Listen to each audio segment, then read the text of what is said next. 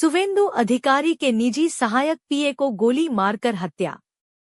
6 मई 2026 की देर रात पश्चिम बंगाल विधानसभा चुनाव नतीजों के बाद सियासी उथल-पुथल के बीच घटनाओं का सिलसिला थमने को नाम नहीं ले रहा है। इस बीच नॉर्थ 24 परगना के मध्यग्राम में बीजेपी नेता सुवेंदु अधिकारी के निजी सहायक पीए चंद्रनाथ रथ की गोली मारकर हत्या कर दी गई। हमला बाइक सवार बदमाशों ने तब किया जब वह गाड़ी में मौजूद थे, जिससे इलाके में राजनीतिक तनाव बढ़ गया है।